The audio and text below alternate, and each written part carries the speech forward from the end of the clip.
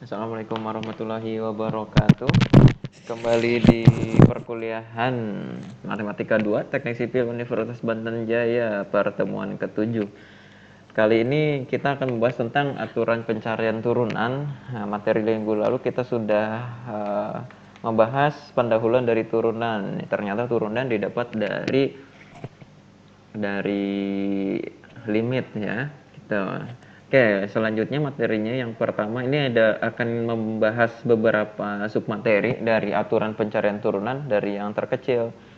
Misalnya turunan dari konstanta, turunan dari aturan perkalian, nanti pembagian dan sebagainya. Nanti masuk juga ke trigonometri. Nanti juga ada tentang turunan dengan aturan rantai. Nah, seperti itu. Saya menggunakan buku dari Parcel atau Farbeck Parcel Rigdon kalkulus ya. Seperti itu, dan yang ada di slide ini versi bahasa Inggrisnya, yang saya gunakan versi Indonesia terbitan Erlangga. Oke, kita mulai. Yang pertama, turunan. Kita bisa melihat sebelah kiri dari monitor saudara-saudara yang berbahagia ya. Ya, kalau nggak bahagia kita doakan moga-moga bahagia. Karena bahagia itu perasaan yang harus dibangun. Kayak gitu. Pokoknya ngerasa bahagia aja lah. Nggak bahagia juga bahagia aja pokoknya. Oke. Yang pertama dari sebelah kiri ada input sebuah fungsi lalu diproses menggunakan operator. Di sini dicontohkan menggunakan operator dx atau singkatannya gampangnya derivatif terhadap variabel x.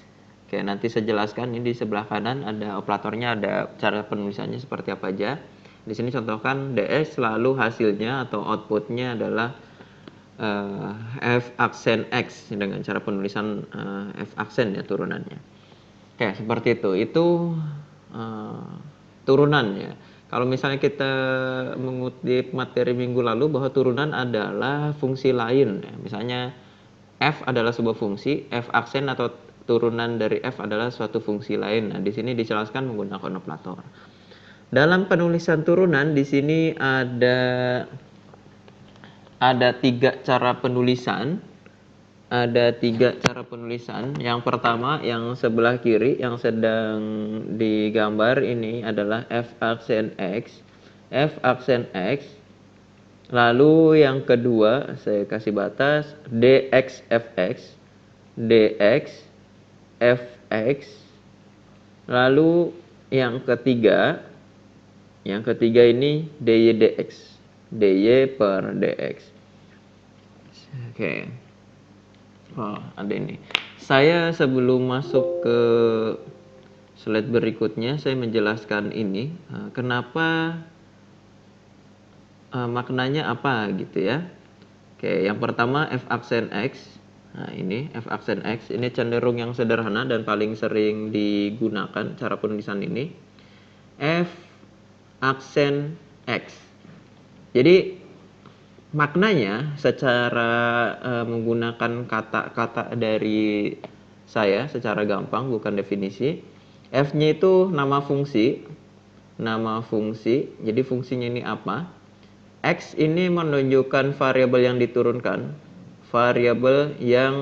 diturunkan. Lalu aksen ini tanda turunan. Oke. Tanda turunan ke berapa.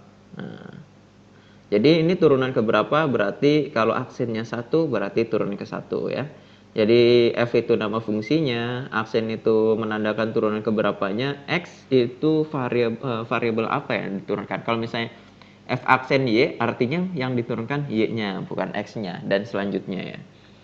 Lalu ada penulisan yang kedua yaitu dx fx. Nah, ini versi lain. dx fx. Oke.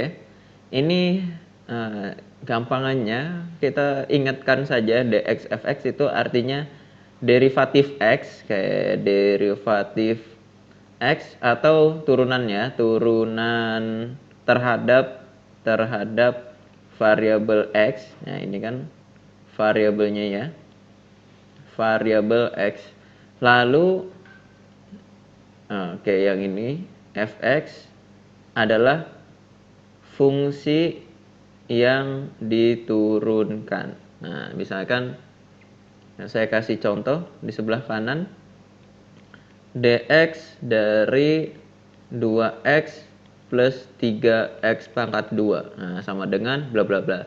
Penulisannya ini. Tapi kalau misalnya penulisan yang pertama, ini penulisannya nggak langsung kayak gini ya. Jadi sama dengan ini sebelah kanan. Tapi misalkan fx sama dengan sin x kuadrat. Cari f aksen x sama dengan, nah jadi kalau cara penulisannya beda ya, jadi penggunaannya sedikit berbeda, ada kelebihan ada kekurangan. Nah, lebihnya dipakai, kekurangannya mohon dimaafkan. Oke, yang selanjutnya ini ada dy dx. Ini ada lagi, ini juga walaupun terlihatnya lebih nggak praktis ya, tapi ini dipakai juga cenderung lebih mudah dipahami ketika menjelaskan materi aturan rantai nanti. Moga-moga nanti ya. dy artinya derivatif fungsi. Nah, fungsi bukan fungsi y ya, jadi derivatif fungsi. Biasanya fungsi kan fx sama dengan 2 sin x misalnya. Nah, fx itu biasanya disebut juga y. Nah, 2 sin x. Nah, y ini yang dimaksud di sini. Jadi bukan dfx nulisnya tapi dy. Lalu di sini kenapa dx ini menunjukkan bahwa variabel yang diturunkan. Oke, jadi kalau misalnya kita lihat dari sini ada beberapa kelebihan, oke, misalnya, dan kekurangan ya. Contohnya kalau yang penulisan pertama ini kita tidak ketahui, sama ya, maksudnya yang diketahui bahwa variabelnya ini x, ini x, itu yang diturunkan. Fungsinya kalau yang pertama harus dituliskan secara mandiri sin x, lalu kalau di penulisan yang kedua langsung saja pakai kurung. Kalau yang ketiga ini kalau secara penulisan, kalau rumusnya bisa seperti ini, kalau misalnya didefinisikan y sama dengan apa gitu. Jadi langsung dy dx bisa, ataupun langsung seperti ini ya. Oke. Dan jangan salah, nanti kalau misalnya waktu SMA belajar hasil turunannya bla bla bla bla dx. Nah, itu sebenarnya penulisannya dari yang ketiga ini. Gampangnya seperti itu. Oke, kita langsung masuk ke materi pertama. Oke, materi pertama di sini tentang konstanta atau perkalian konstanta ya. Oke.